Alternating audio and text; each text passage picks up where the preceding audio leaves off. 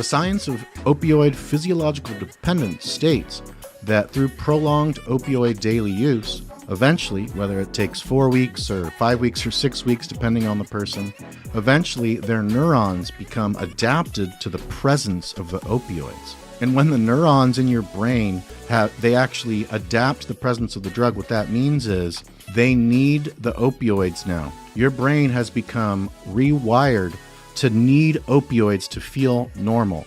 That's physiological dependence. And so once you have a physiological dependence to these opioid drugs, if you stop taking them cold turkey, that is, if you abruptly discontinue opioids when you have a physiological dependence, you're going to go through some type of an opioid withdrawal syndrome. Mild, moderate, severe, or the worst thing in your entire life. Now let's cover the opioid withdrawal syndrome.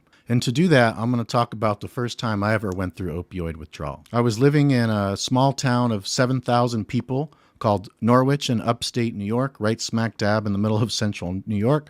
And I had been taking opioids for 2 months straight, mostly oxycodone that I was snorting, or Norcos or Vicodin or Percocet that I was swallowing, some morphine here and there, but mostly it was oxycodone or oxycodone. And I had been using a lot of pills every single day, usually over 100 milligrams a day, sometimes over 200 milligrams. For those 2 months, just having a great time, having fun. They were helping me work, feel awesome, feel energized, hook up with girls, be confident.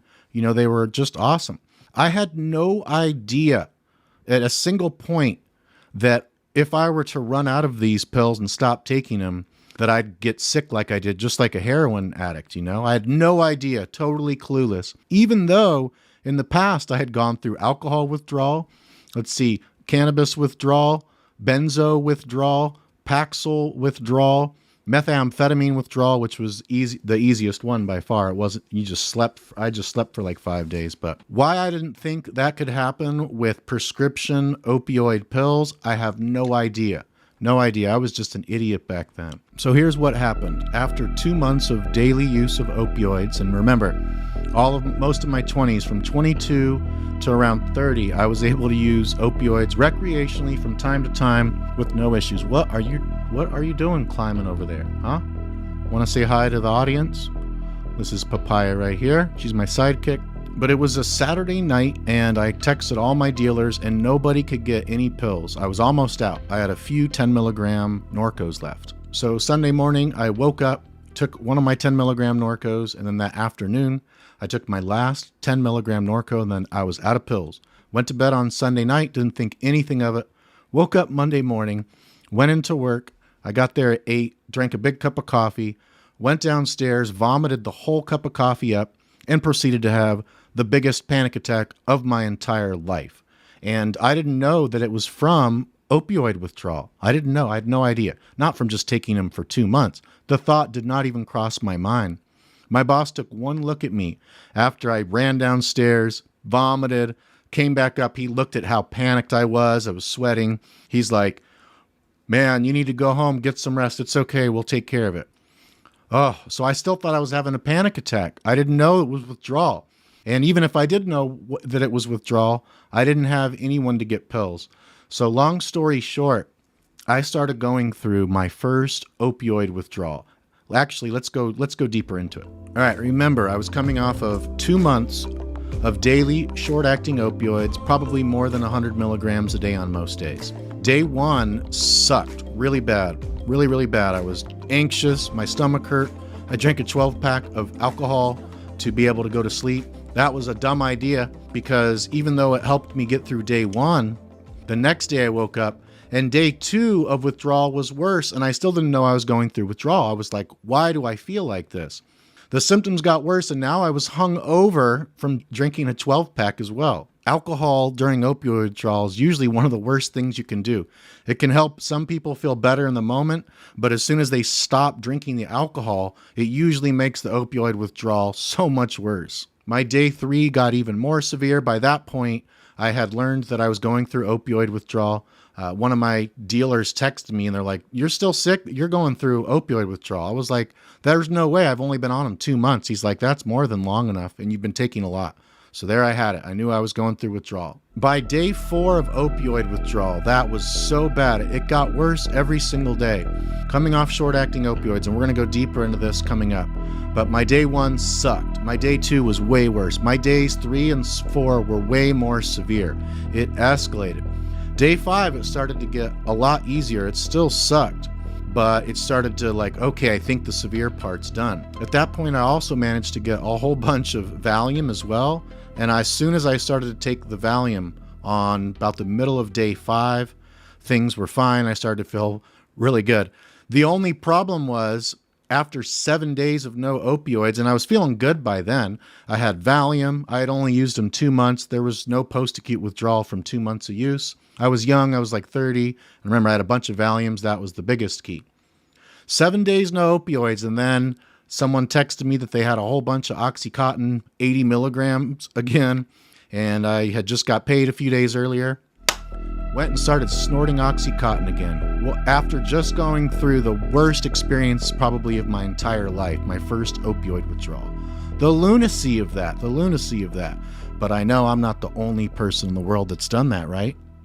Why did using opioids for only 2 months daily cause such a severe opioid withdrawal syndrome?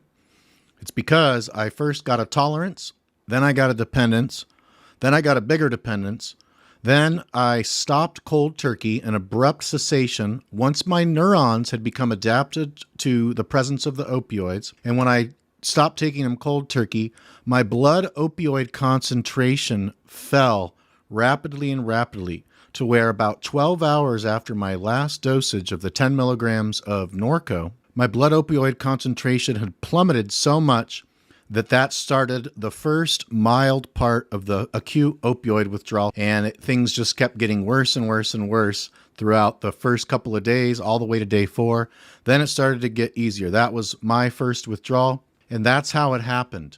From a state of opioid physiological dependence, when you stop cold turkey, your blood opioid concentration goes down, and it activates a few things. Most importantly, the central nervous system rebound effect. Remember, opioids are CNS depressants. They depress the central nervous system. Even if they give you energy, they're still CNS depressants overall. So when your neurons become adapted to this CNS depressant, they depress, and you're down here for those 2 months daily. My CNS was very depressed by the opioids. When my blood opioid concentration started to fall rapidly, after my last dosage, within 12 hours, around 12 hours, I started to get my first symptoms. That was because of the CNS rebound effect. We're going to talk about that now. So from a state of physiological dependence to opioids, when I went abruptly off those, my blood opioid concentration plummeted very quickly. That activated the locus coeruleus in my brain to cause the autonomic nervous system fight or flight response. And the division of the autonomic nervous system that it activates is the sympathetic nervous system. The amygdala is the fear center of your brain, and it goes crazy. Your brain releases a cascade of stress hormones like adrenaline, noradrenaline, and cortisol. And so, in effect, once the blood opioid concentration plummets down below dependence levels, then the CNS that you've been depressing, instead of going back to your normal baseline, it skyrockets way past baseline, rebounds. When you've been holding something down, pushing something down, depressing it, keep taking opioids, then you stop cold turkey, boom, and it just goes way up. Your brain activates adrenaline, noradrenaline, cortisol, fight or flight response to the millionth degree. And unlike our hunter-gatherer ancestors, if they saw a saber-toothed tiger, they would activate the sympathetic nervous system fight or flight response. It would force all their blood to their legs and to their muscles and take it all away, all the energy from digestion and immune system, all the rest stuff, parasympathetic nervous system activation. It activates adrenaline and noradrenaline and cortisol, and it gives you energy and focus to be able to either fight, freeze, or flee if you have to. Let's say in this case, they do make it to safety and successfully flee the saber-toothed tiger. In about 15 minutes, their sympathetic nervous system fight or flight response is going to calm the F down. The parasympathetic nervous system, rest and digest division of the autonomic nervous system, kicks in, and then all of a sudden they can relax. They have an appetite again. They could sleep later that night if they want to. Acute opioid withdrawal, this fight or flight system does not stop. It does not stop. Doesn't stop on its own. It has to work its way through the course. That is such a reason why people are so afraid of the opioid withdrawal syndrome. It can make you feel like you wish you were dead. It's so bad. The psychological withdrawal symptoms, the physical withdrawal symptoms, which we're going to cover deeply coming up, and synergize together with the physical and the psychological. It will make the strongest Navy SEAL in the world. It'll bring them to their knees as well. It doesn't matter who you are, how badass you are. When you go through a severe acute opioid withdrawal, it is awful and terrifying. Now let's talk about yet another rebound effect during acute opioid withdrawal syndrome. That's the constipation rebound effect. Opioids are constipating drugs. When I first started using them recreationally when I was around 22, I would notice that when I would take hydrocodone, which is the only one I had back then for at least the first year, the next morning after taking it, I'd be totally constipated. That's one of the effects of opioids. So after you take them for a prolonged period of time, that becomes your new baseline. You're constipating, you're constipating, you're constipating. Then if you stop taking them cold turkey, and again, your blood opioid concentration plummets, depending on a short-acting or a long-acting opioid. That could take 12 hours. That could take 24 or 48 hours. It depends on a lot of things, which we're going to cover.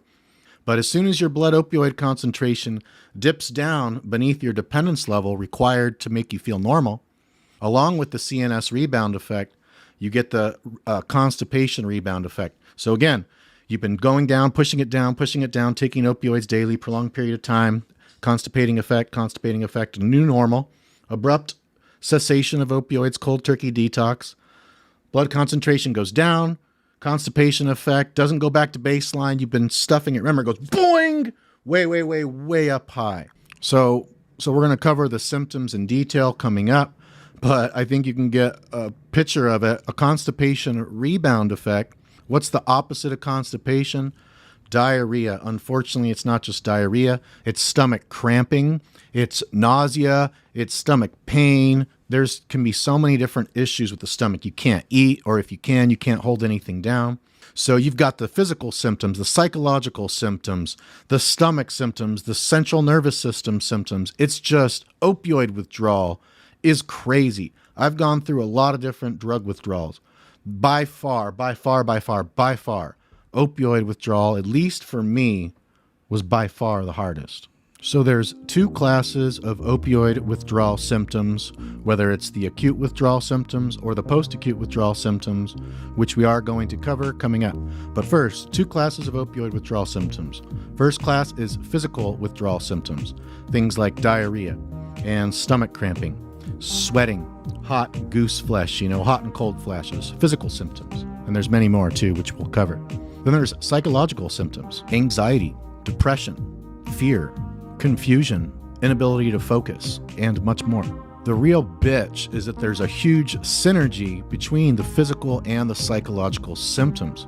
If it was just the physical symptoms, but you felt good psychologically, it wouldn't even be 1/10 as bad. The main reason opioid withdrawal is not like just having the flu for a week like so many naive and ignorant individuals believe.